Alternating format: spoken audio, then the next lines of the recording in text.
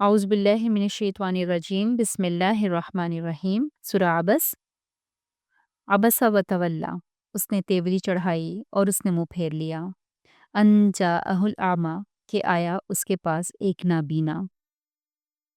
ان آیات کو پڑھنے سے پہلے تھوڑا سا ہم شان نزول کو دیکھ لیتے ہیں، یعنی یہ آیات کس موقع پر نازل ہوئیں۔ واقعہ کچھ اس طرح سے تھا کہ آپ صلی اللہ علیہ وسلم کچھ سرداران قریش کے پاس بیٹھے ہوئے تھے اور ان کو دین کی تبلیغ فرما رہے تھے، اور آپ کا مشن یہ تھا کہ اللہ کرے کہ یہ لوگ ایمان لے آئیں۔ اتنے میں ایک نابینا صحابی حضرت عبداللہ بن ام مکتوم حاضر ہوتے ہیں، اور وہ آپ سے کوئی آیت جیسے پوچھنے لگ جاتے ہیں۔ اصل میں حضرت عبداللہ بن ام مکتوم ایک نابینا صحابی تھے۔ آپ کو پتہ نہ چل سکا کہ آپ کے پاس کون لوگ موجود ہیں اور آپ کتنے مصروف ہیں ان کو اس طرف دین کی طرف لانے میں۔ تو جب انہوں نے ایک دم سے سوال کر دیا تو آپ علیہ وسلم کو تھوڑا سا یہ بات ناگوار گزری کہ اچھا آپ اس ٹائم آ گئے ہیں جبکہ آپ ایک انتہائی اہم مشن پر کام کر رہے ہیں کہ یہ لوگ اسلام کی طرف آ جائیں۔ تو آپ نے دل میں جو تھوڑی سی تنگی محسوس کی اور آپ نے ان کی سوال کا فوری جواب نہیں دیا، بلکہ آپ اپنی بات آپ نے جاری رکھی اور آپ نے اپنا رخ جو ہے وہ ان سے ہٹا کے ان سرداران کی طرف کر لیا۔ اب اللہ تعالیٰ کو یہ چیز پسند نہ آئی۔ آپ صلی اللہ علیہ وسلم جو ہیں وہ اخلاق کے اعلیٰ درجے پر فائز تھے، اور آپ جو یعنی انبیاء سے جو ایک چیز ہوتی ہے وہ یہ کہ یعنی ایکسلنس لیول پر کوئی کام کرنا احسن طریقے سے، تو اس سے ذرا سی بھی جیسے کمی ہو جائے اس میں تو وہ بھی ایک قسم کی اللہ تعالیٰ اس کی بھی اصلاح فرما دیتے ہیں۔ تو یہاں پر بھی آپ یوں سمجھیں کہ آپ وسلم کی اس چھوٹی سی کوتاہی کی جو ہے وہ اصلاح فرمائی گی، اور اس میں رہتی دنیا تک کے لیے بہت سے اسباق رکھ دیے گئے کہ انسان کی ورث جو ہے وہ اس کے باطن کے حساب سے ہے، کہ انسان کے دل میں اللہ کی محبت، تقوی اور دین کے علم سیکھنے کا شوق کتنا ہے۔ اگر کوئی انسان جو ہے وہ خود چل کے آتا ہے اور وہ حتیٰ کہ نابینا ہے تو وہ زیادہ توجہ کے لائق ہے، چہ جائے کہ کوئی انسان جو ہے متکبر ہے اور نہیں مان رہا اور آپ اپنی صلاحیتیں اور کوششیں اور انرجیز اس کے اوپر ضائع کر دیں۔ تو ان آیات میں بہت زیادہ سبق بھی ہے ہمارے لیے، اور بہرحال آپ وسلم بعد میں بھی جب حضرت عبداللہ بن ام مکتوم کبھی آتے تو آپ ان کو بہت زیادہ اہمیت دیتے، اور اکثر آپ ان کو کہتے تھے کہ اے وہ شخص کہ جس کی وجہ سے اللہ تعالیٰ نے مجھ پر اتاب فرمایا، یعنی آپ ان کو محبت سے ان کی اہمیت کو وہ کرتے ہوئے کہ خوش آمدید اس شخص کو کہ جس کی وجہ سے اللہ تعالیٰ نے مجھ پر اتاب فرمایا۔ اور آپ جب بھی کبھی مدینہ سے باہر جہاد کے لیے جاتے تو حضرت عبداللہ بن ام مکتوم کو مدینہ کا پیچھے نائب بنا کے جاتے، ان کے سپرد کچھ معاملات کر کے جاتے۔ تو بہرحال آپ نے ان کو بہت اہمیت دی۔ یہاں پہ ان آیات کو اسی سینیریو میں دیکھتے ہیں۔ عبسا و تولا، عبسا کا ترجمہ جیسے آپ دیکھ رہے ہیں کہ تیوری چڑھائی، اس نے تیوری چڑھائی، اس سے مراد نبی اکرم صلی اللہ علیہ وسلم کی ذات ہے، اور تیوری چڑھانے کا مطلب ہوتا ہے ماتھے پر بل ڈالنا۔ تو عبسا کا مطلب ہوتا ہے کہ دل میں کسی چیز کو ناگوار محسوس کرنا، تنگی محسوس کرنا، اور اس کے اثرات پھر چہرے پر آ جانا۔ تو وہ جو ہلکا سا اثر آپ کے چہرے پہ آیا تھا تو اللہ تعالیٰ نے اس چیز کو بھی یہاں پہ ذکر کیا، اور کیا کیا وتولا، اور اس نے منہ پھیر لیا۔ منہ پھیرنے سے مراد یہ ہے کہ اگنور کیا، یعنی آپ نے ظاہر بات ہے کہ کسی کراہت کی وجہ سے منہ نہیں پھیرا تھا، بلکہ آپ نے اس معاملے کو دیکھتے ہوئے کہ اس وقت اس بات کی اہمیت ہے کہ ان لوگوں کو آپ پیغام دے رہے ہیں، تو آپ نے ان سے تھوڑی دیر کے لیے جیسے ان کو اگنور کر کے تو اپنی بات جاری رکھی۔ یہاں پہ تولا کا جو لفظ ہے اس کو دیکھیے، واو لام چھوٹی، یہ اس کا روٹ ورڈ ہے، اور اس کا مطلب ہوتا ہے خود پھر جانا، اور جب تولا کا لفظ آتا ہے تو کسی سے منہ پھیر لینا، تو اس طرح سے منہ پھیر لیا۔ اب یہاں پہ آپ دیکھیے کہ یہ واقعی اللہ تعالیٰ کا کلام ہے، یعنی اس نے آپ کو کیا محسوس ہوتا ہے کہ یہ آیات ساری بتاتی ہیں کہ اوپر جو ہستی ہے وہ آپ کو بھی ایون چھوٹی سی بات پر سرزنش کر رہی ہے۔ اس کا مطلب ہے کہ یہ آپ سر نے خود نہیں لکھا ہوا، ورنہ تو یہ آیات نہ ہوتی اس وقت اس قرآن پاک میں۔ تو قرآن پاک کی آیات خود منہ بولتا ثبوت ہوتی ہیں کہ وہ اللہ کا کلام ہے، کسی انسان کا یا نبی اکرم صلی اللہ علیہ وسلم کا اپنا کلام نہیں ہے۔ فرمایا کہ ان جاءہ الاعمی، ان یہ کہ، ان کا مطلب ہوتا ہے کہ، یا پھر یہ کہ ہم لکھ دیتے ہیں کہ جاء آیا، ہو اس کے پاس، الاعمی ایک نابینا انسان۔ تو جاء جو ہے جیم، یہ چھوٹی ہے، یعنی اس کا روٹ ورڈ ہے، جیم چھوٹی اے اور حمزہ، ٹھیک ہے، یہ اس کا روٹ ورڈ ہے۔ جیسے کہ یہاں پہ آپ کو الف نظر آ رہا ہے، لیکن یہاں پر اس کا روٹ ورڈ میں یا آ جائے گی۔ تو جا کا مطلب ہوتا ہے آنا، اور ہو کی ضمیر ساتھ لگی ہوئی ہے، یعنی اس کے پاس، ان جاءہو کہ اس کے پاس آیا، کون آیا؟ الاعمیٰ، عین میم چھوٹی ہے، اس کا مطلب ہوتا ہے نابینا ہونا، یعنی آنکھ سے نہ دیکھ سکنا۔ تو اعمیٰ کا مطلب ایسا انسان جس کو نظر نہ آتا ہو۔ تو آپ کے پاس ایک ایسا انسان آیا جس کو نظر نہیں آ رہا تھا، آپ اس کی وجہ سے آپ تھوڑے سے پریشان ہوئے۔ اور اگلی آیات میں کہ اللہ تعالیٰ یہ فرما رہے ہیں کہ ہو سکتا ہے کہ آپ اس پہ توجہ فرمائیں تو اس کو وہ نصیحت کام آ جائے۔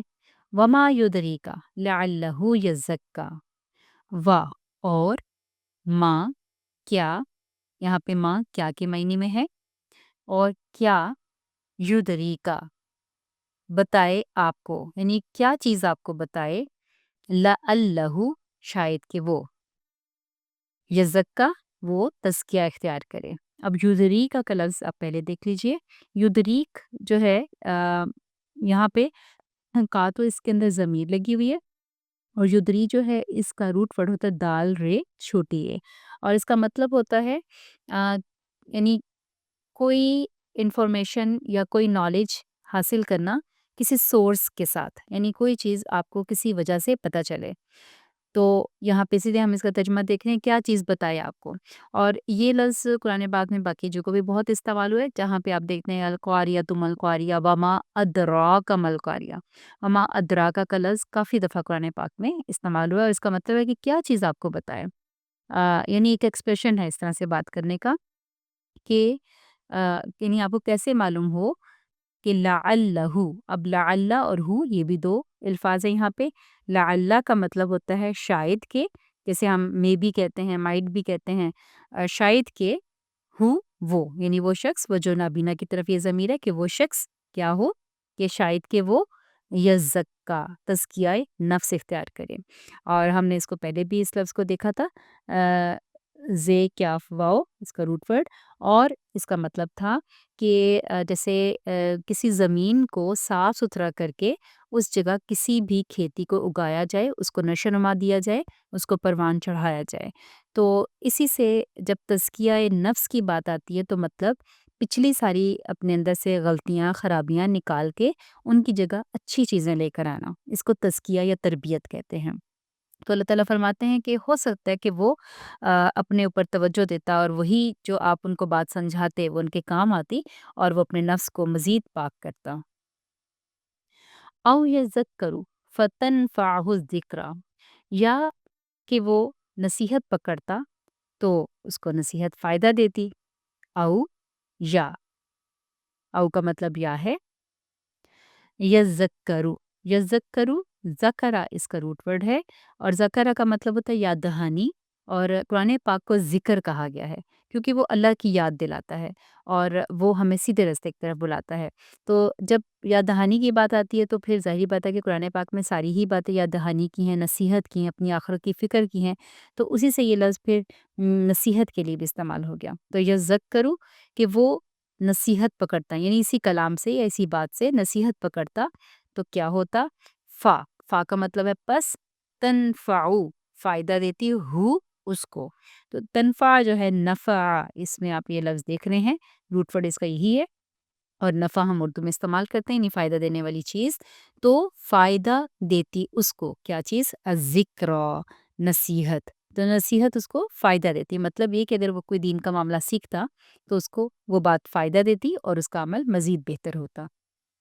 اما من استغنا، رہا وہ شخص جو کہ خود بے پرواہی اختیار کر رہا ہے، یعنی اب یہاں پہ یہ آیت ان سرداران قریش کے لیے ہے کہ وہ خود تو منہ موڑے ہیں، تکبر کر رہے ہیں، اور آپ اپنی ساری انرجیز ان کے اوپر لگا رہے ہیں۔ تو اما جہاں تک اس شخص کا تعلق ہے، یا رہا وہ شخص جو، من جو، من جو استغنا بے پرواہی کرتا ہے۔ استغنا جو ہے وہ غنی سے ہے، یہ لفظ غائن نون چھوٹی ہے۔ غنی کا مطلب ہوتا ہے کہ کسی چیز کی ضرورت محسوس نہ کرنا، یا کسی چیز کو اپنے لیے ضروری نہ سمجھنا۔ تو اسی سے لفظ بے نیاز بھی ہم لیتے ہیں۔ تو جو بے نیاز سمجھتا ہے اپنے آپ کو، جو بے پرواہی کرتا ہے، جو اپنے آپ کو سمجھتا ہے کہ اسے ضرورت نہیں ہے ہدایت کی یا اس کو ان نصیحتوں کی ضرورت نہیں ہے، تو وہ تو اس طرح کا ہے۔ تو پھر آپ کا رویہ اس کے ساتھ کیسا؟ فَأَنْتَ لَهُ تَصَدَّىٰ، تو آپ اس کے لیے فکر مند ہوتے ہیں، آپ اس پہ توجہ کرتے ہیں۔ فا اگین اس کا مطلب کیا ہے؟ بس۔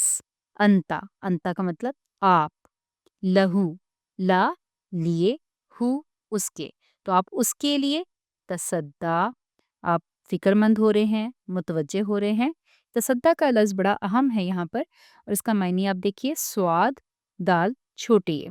صدا کا مطلب ہوتا ہے بازگشت، یعنی ایکو ہوتا ہے نا، جیسے آپ جب آواز منہ سے نکالتے ہیں کسی ایسے ایریا میں جو خالی جگہ ہو یا پہاڑوں کے اندر، جب آپ کوئی اونچی سی آواز بولتے ہیں تو وہ پلٹ کے آپ کی طرف آتی ہے، تو اس کو بازگشت کہتے ہیں، کہ آواز کا کسی چیز سے ٹکرا کے دوبارہ پلٹنا۔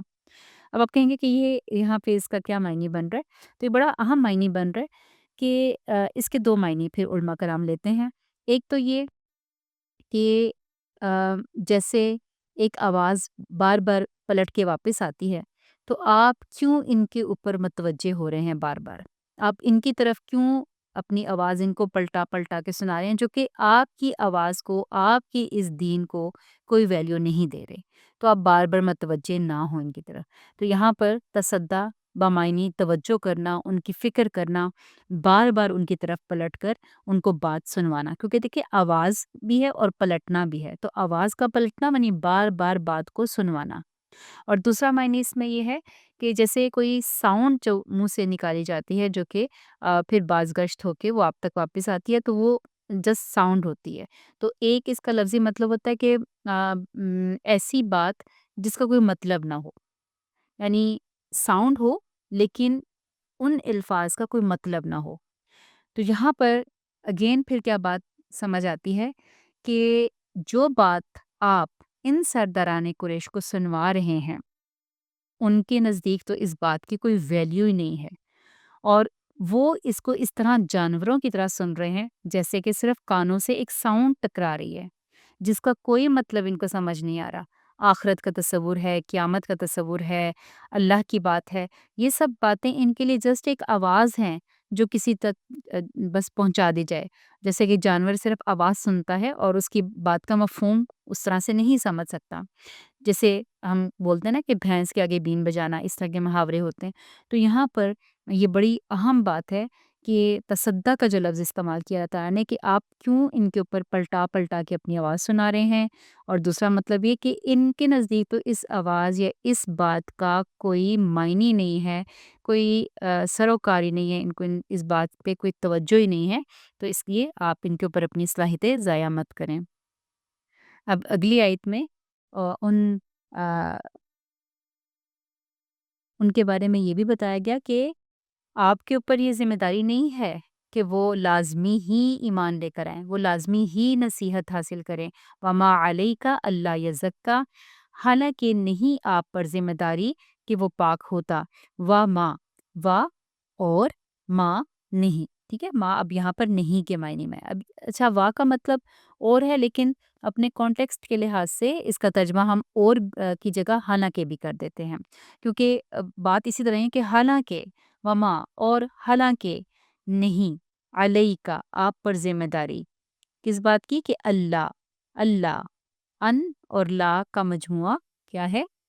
اللہ، ٹھیک ہے، تو اللہ کا مطلب ہے کہ نہیں، اللہ کہ نہیں، یا زکا وہ پاک ہوتا یا وہ اپنی تربیت کرتا۔ یا زکا کے لفظ کو تو ہم پیچھے دیکھ چکے ہیں، یہاں پہ جو لفظ ہے علیہ کا، اس کو ذرا سمجھ لیجئے۔ علیہ کا جو ہے نا، یہ ایک پیٹرن ہے، استعمال کرتے ہیں جو مختلف عربی میں ہم۔ علیہ کا مطلب ہوتا ہے کہ آپ پر لازم ہونا یا آپ پر ذمہ داری ہونا۔ مثلاً عربی میں کہا جاتا ہے کہ علیہ بالسلام، کہ آپ پر لازم ہے کہ آپ اپنی نماز کی فکر کریں، یا علیہ بالصدق، آپ پر ذمہ داری ہے کہ آپ ہمیشہ سچ ہی بولیں، یا علیہ بالامانہ، آپ پر لازم ہے یا آپ پر ذمہ داری ہے کہ آپ امانت کا خیال رکھیں۔ تو اس طرح سے علیکہ ایک پورا لفظ ہے جو ایک معنی میں استعمال ہوتا ہے۔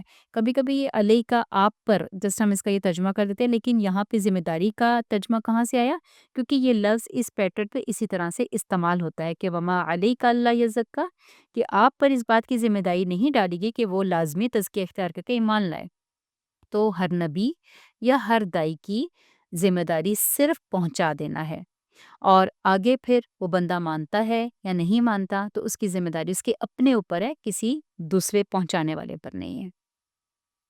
وَأَمَّا مَنْ جَاءَكَ يَسْعَىٰ، اور جہاں تک اس شخص کا تعلق ہے جو آتا ہے آپ کے پاس کوشش کرتا ہوا، وَأَمَّا، اور رہا وہ شخص یا جہاں تک اس کا تعلق ہے، من جو جاء آیا ہے، کا آپ کے پاس، یسعا کوشش کرتا ہوا۔ بہت ہی پیارا لفظ ہے اور بہت ہی خوبصورت تعریف ہے حضرت عبداللہ بن ام مکتوم کی یہاں پر۔ یسعا دیکھیں، اس کی جگہ اللہ تعالیٰ یہ لفظ بھی استعمال کر سکتے کہ اب اما من جاء یمشی، یمشی کا مطلب ہے جو چلتا ہوا آ رہا ہے، جو چلتا ہوا آیا آپ کے پاس۔ تو یسعا، یسعا کے اندر کیا بات ہے؟ کوشش۔ اب آپ سوچیں کہ ایک عام انسان جب دین کی طلب کے لیے آتا ہے، قدم بڑھاتا ہے، وہ بھی کوشش ہوتی ہے، لیکن ایک انسان پھر نابینا بھی ہو، اگر وہ نابینا ہے تو اس کی کوشش کیسے ہوگی؟ ایک نابینا انسان جو ہوتا ہے وہ اپنے گھر سے مجبوراً ہی نکلے گا، یعنی وہ ضرورت کے بغیر اپنے گھر سے نہیں نکلتا، اس کو کوئی مشکل یا کوئی ضرورت ہی لے کے جاتی ہے باہر، کیونکہ اسے ڈر ہوتا ہے کہ کہیں وہ گر نہ جائے یا کوئی چیز اس کے ساتھ ٹکرا نہ جائے، وہ ٹھوکر نہ کھا جائے۔ تو یہاں پر آپ دیکھیں کہ کیسی طلب اور تڑپ تھی ان کے دل میں کہ نابینا ہونے کے باوجود وہ خود چل کے گئے، کسی کو نہیں بھیجا، خود آئے، اور ظاہر بات ہے کہ کس طرح سے گرتے پڑتے اپنی لاٹھی کو ٹیکتے اپنے رستے کے اوپر آہستہ آہستہ قدم رکھتے ہوئے آ رہے ہوں گے، اور اللہ تعالیٰ کو وہ دین کی طلب اور تڑپ میں ان کا آنا کتنا زیادہ پسند آ رہا ہوگا۔ اور اس وقت ان کی کوشش کا ذکر کیا گیا کہ وہ کیسے کوشش کرتا ہوا دین کی طلب کے لیے، اس کی تڑپ میں کیسے تمہارے پاس خود چل کے آیا ہے۔ تو خود چل کے آنے کی ویلیو ہے، جیسے کہتے ہیں نا کہ پیاسا کنویں کے پاس آتا ہے، کنواں پیاسے کے پاس نہیں جاتا۔ تو جن کے پاس آپ وسلم جا رہے ہیں یا گئے کہ یہ سرداران قریش ایمان لے آئے، اللہ کے ہاں ان کی کوئی ورث نہیں ہے جو پھر اس دعوت کو جھٹک رہے ہیں اور ناز نخرے اور تکبر دکھا رہے ہیں، اپنے فائدے کا سوچ رہے ہیں۔ اور جو انسان خود آتا ہے اس کی طلب کے لیے، چاہے وہ غریب ہے، چاہے کوئی وہ نابینا ہے، کوئی معذور ہے، کوئی کیسا بھی انسان ہے، تو اللہ کے نزدیک اس تقویٰ کی، اس انسان کی ویلیو ہے۔ تو یہ بات بہت زیادہ سمجھنے کی ہے کہ اللہ کے ہاں معیار اور ہیں، ہمیں بھی اپنے معیارات وہی بنانے چاہیے جو اللہ تعالیٰ کے نزدیک انسانوں کے پرکھنے کے معیارات ہیں۔ پھر تو حد ہی ہو گئی تعریف کی۔ اللہ تعالیٰ فرماتے ہیں وَهُوَ يَخْشَىٰ، اور وہ ایسا ہے جو کہ ڈرتا ہے۔ تو کس سے سرٹیفکیٹ مل رہا؟ حضرت عبداللہ بن ام مکتوم کو خود اپنے رب سے اللہ تعالیٰ ان کی تعریف فرما رہے ہیں کہ وہ ایسا انسان ہے جو اللہ سے ڈرتا ہے، اس لیے وہ آ رہا ہے کہ وہ آخرت میں بچ سکے برے انجام سے۔ وَهُوَ يَخْشَىٰ، اور وہ ڈرتا ہے۔ دیکھیں، ایک تو دنیا میں لوگ سرٹیفکیٹ دیتے ہیں نا انسان کو، انسان اسی پہ پھولے نہیں سماتا، کسی کو حاجی صاحب، کوئی جو ہے وہ نمازی کا خطاب ملتا ہے، کسی کو جو ہے وہ آپ کچھ بھی کہہ دیتے ہیں، لیکن یہاں پر یہ خطاب اللہ کی طرف سے مل رہا ہے کہ وہ ہوا یکشا، کہ وہ اللہ سے ڈرتا ہے۔ تو یہ بہت بڑی بات ہے کہ انسان یہ سوچے کہ میں اللہ کے نزدیک کیا مقام رکھتا ہوں۔ ہم ہر وقت یہ دیکھتے رہتے ہیں، یہ سوچتے رہتے ہیں کہ اچھا فلاں میرے بارے میں کیا کہتا ہے، فلاں میرے بارے میں کیا سوچتا ہے۔ اکثر ہم رائے لیتے رہتے ہیں یا دیکھتے رہتے ہیں، تو اس کی جگہ اگر ہم یہ دیکھیں کہ ہمارا دل کیسا ہے، کوئی ہمیں اچھا سمجھتا ہے، نہیں سمجھتا، کوئی بات نہیں، اللہ تعالیٰ کے نزدیک میں کیسا ہوں یا کیسی ہوں، تو پھر ہم بہت پرسکون ہو جاتے ہیں۔ پھر ہم اس چکر سے بھی نکل جاتے ہیں، کوئی ہمیں اچھا سمجھ رہا ہے، برا سمجھ رہا ہے، کوئی غلط فہمی کا شکار ہے، کوئی کیا سوچتا ہے، بس ہمیں یہ دیکھنا ہے کہ جس کے پاس ہمیں حاضر ہونا ہے وہ ہمیں کیسا سمجھتا ہے۔ تو یہاں پہ وہو یکشا میں کوئی بھی لفظ مشکل نہیں ہے، وہ ہوا اور وہ یکشا ڈرتا ہے، تو یہ پیچھے بھی ہم لفظ اس کو دیکھ چکے ہیں۔ فَأَنْتَ عَنْهُ تَلَهَّا، تو آپ اس سے بے رخی برتتے ہیں۔ اب یہاں بھی انتا سے مراد نبی اکرم صلی اللہ علیہ وسلم کی ذات ہے۔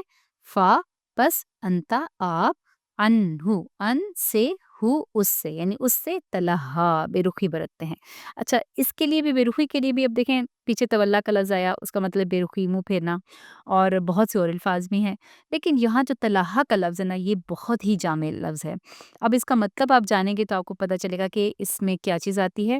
تلہا کا لفظ لہو سے ہے، لام ہے واو اس کا روٹ ورڈ ہے، اور لہو کا مطلب ہوتا ہے کہ کسی کم اہم چیز میں، کسی کم اہم یا بے مقصد چیز میں اس طرح سے مشغول ہو جانا کہ زیادہ اہم چیز سے توجہ ہٹ جائے۔